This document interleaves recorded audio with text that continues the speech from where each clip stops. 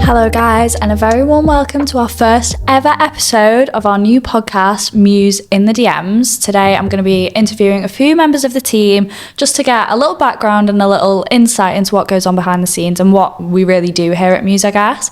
And I'm firstly joined by the lovely Lauren. Hi! I'm here with the fabulous Kat. Hi! Also joined by the gorgeous Ellie. Hi! Nice to meet you all. So I'm going to be asking Lauren a few bits and bobs about a role. Firstly, I guess what people are most interested in is what kind of is your role as a talent manager? What do you do on a day-to-day, I guess?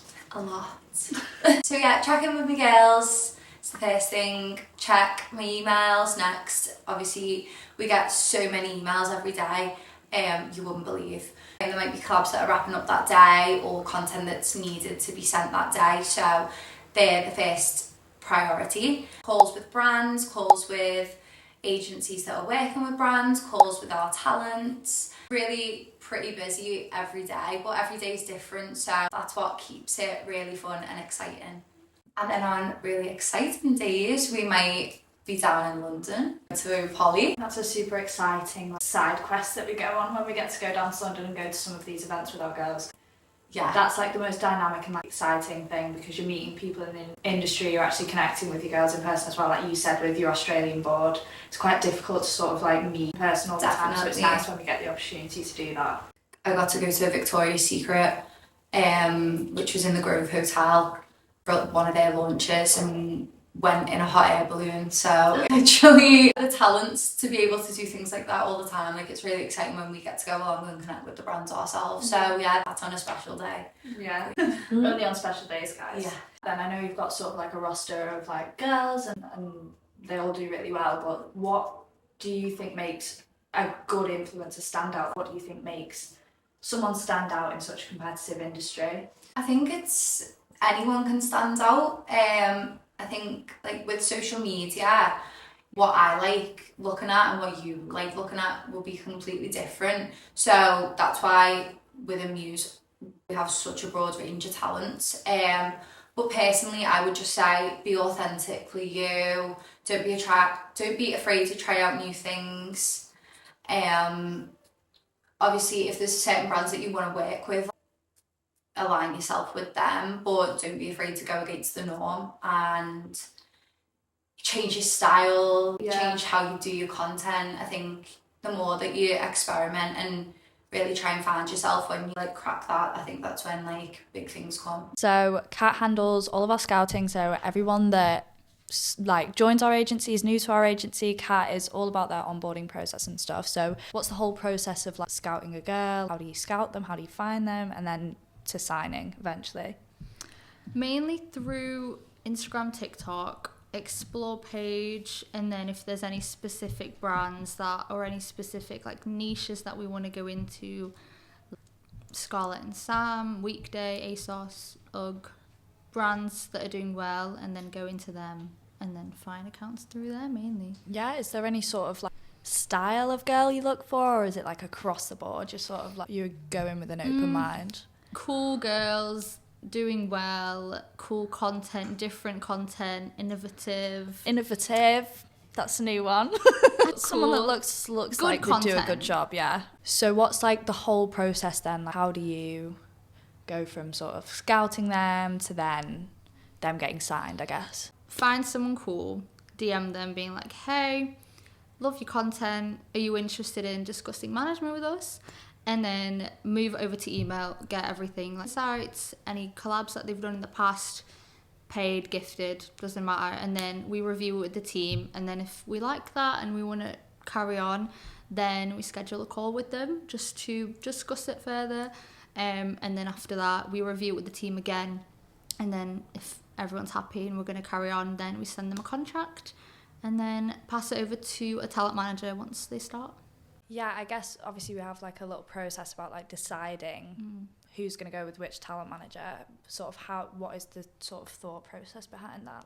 I guess every talent manager has sort of a different niche. Not a niche, but what would you call it? Different style of Different roster. style. Yeah. So I guess if someone fits that roster, then it would just make sense for them to go with them. but I don't really know. Otherwise, I guess it's just sort of like, if we're vibing with them, then we're sort of like... Yeah, you look good on mine. Yeah. So the first question I have for you, Ellie, is how did you actually get into being a talent manager? Like, how did you sort of come about the role? Was there anything that sort of led up to you getting the role?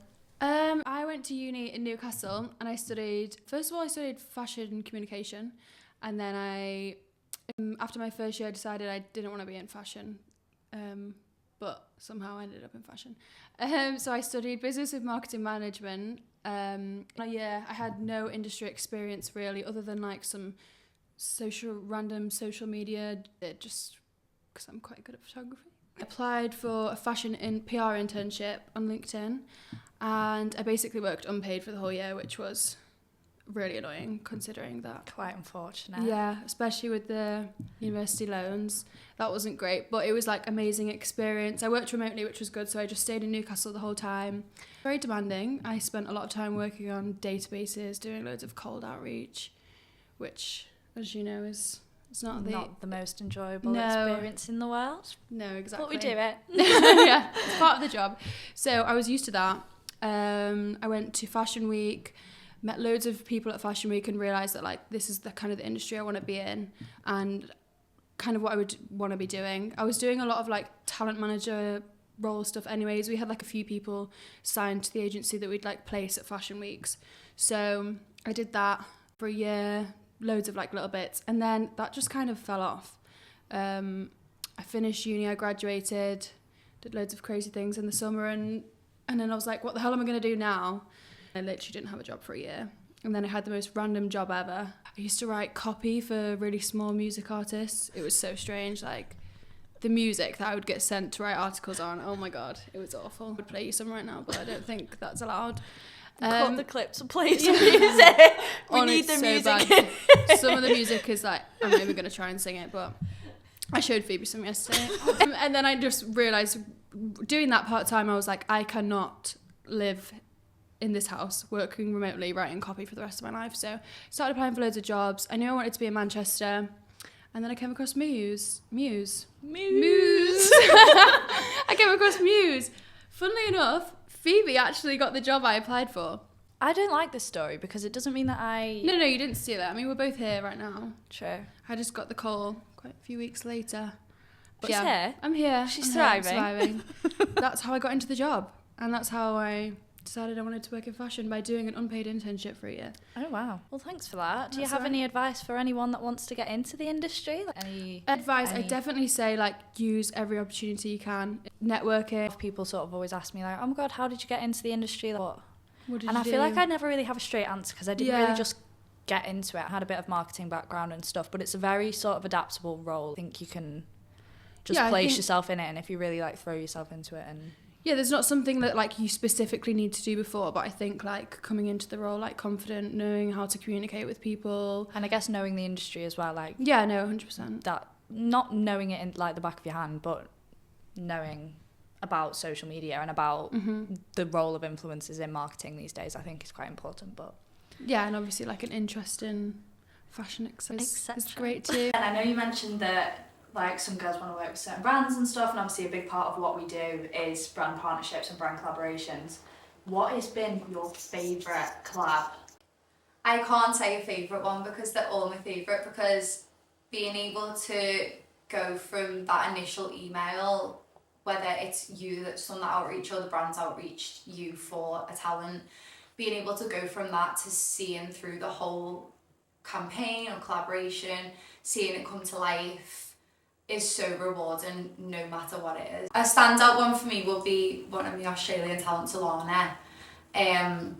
So she's been with us for a year now, and how she was when she first joined MUSE to how she is now, she's like more than doubled in growth. She's so more confident with what she does, and she's partnered with Adidas twice now, but she's never seen herself as like a model, just like a content creator, but she went and shot with them, but she was able to style how she wanted, and the campaigns just came out amazing.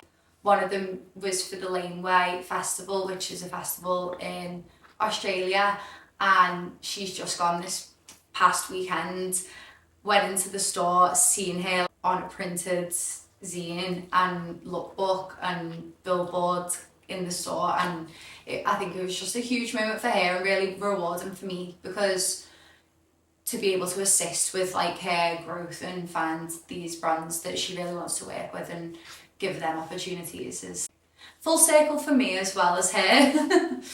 Yeah, so I know you said that you had predominantly Aussie and international talent. Have you ever had the opportunity to meet any of them? Yes. So I got to meet 2 of my Australian girls, which was just amazing because they literally live 24 hours away on a plane across the bloody globe. Yeah, so I got to meet Ella, which happened so quickly.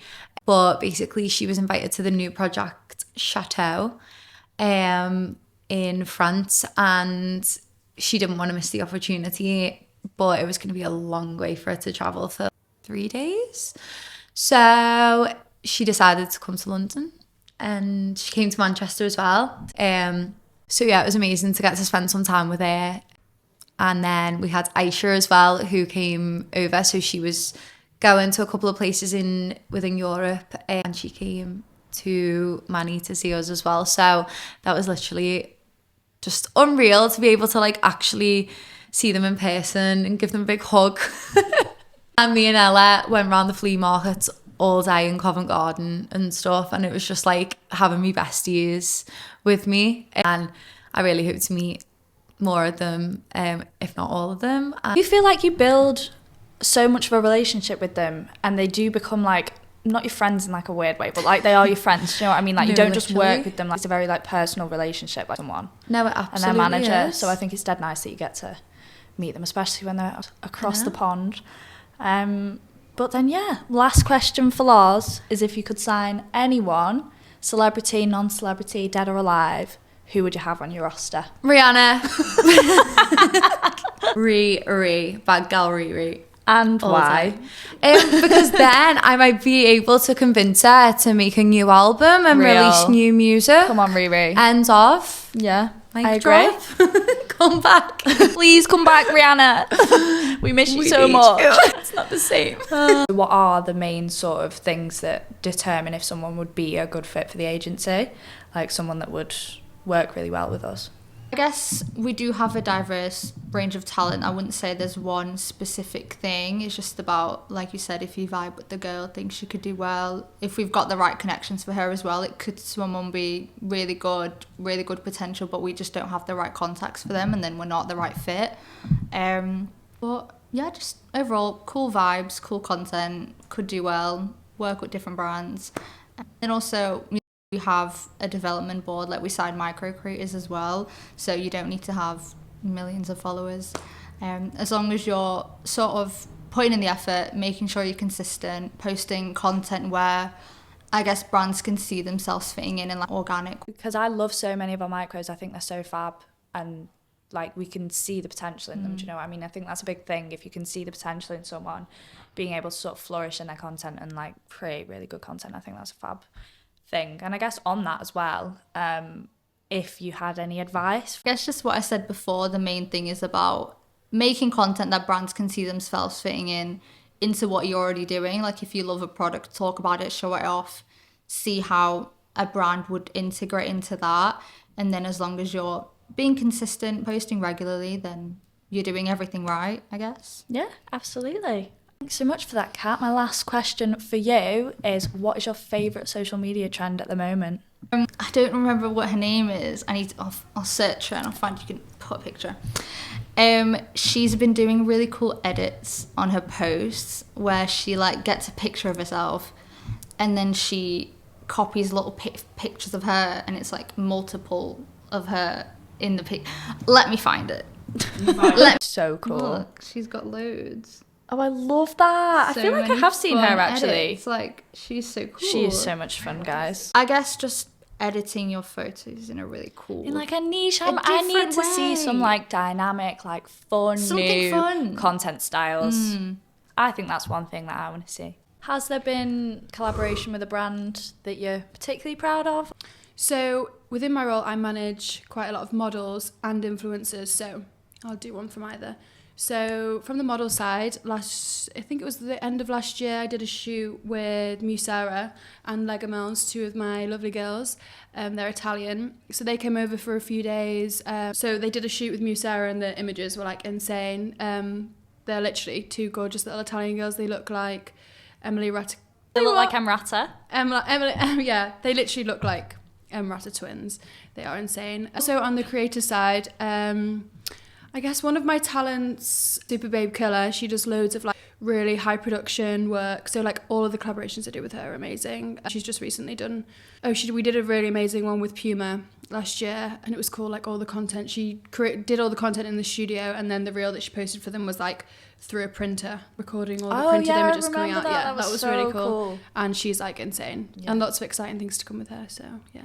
Lastly, I suppose for a bit of industry goss, what's the most outrageous thing you've been requested by a brand or an influencer, I guess? Requested? Or like that's happened, or... Okay, so I did have, on the model side, I was doing a job with a brand.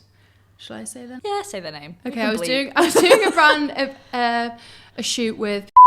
And they basically flew one of my girls out to Mallorca for a location. Wasn't it like a super last minute? I feel like I it was it was extremely last minute. This was like the Thursday. She was flying on the Friday, not from the UK either. So she was flying from X location to Spain for a shoot. It was literally a 2-day turnaround.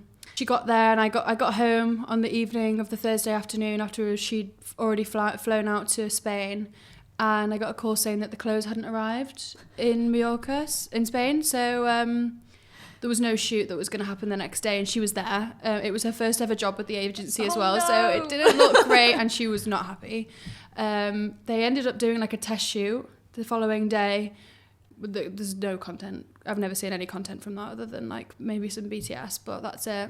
And then I put the invoice in afterwards, and basically when girls go away with brands, usually they do like a dinner together, but they didn't in this case, and they just said, she can just grab dinner and expense it. So she must have gone to a place that was like, I don't know what it was, but it was basically a random restaurant, and ordered herself whatever. So when I invoiced, I put the screenshots of the receipts on, and they were like, we're not going to expense this. We're not going to expense her cocktails for the evening. And I was like, no, she went for a sandwich, babe. Yeah, she literally went for a sandwich and water. That's just the name of the bar.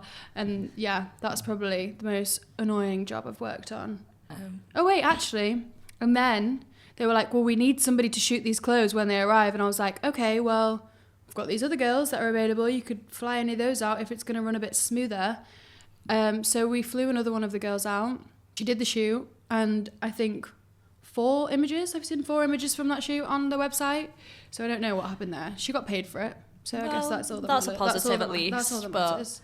I feel like chaotic stuff like that happens all the time. All You the think time. behind the scenes it's going to be such like a smooth, easy running situation, but it never is. Don't believe everything you see on social media. Agree.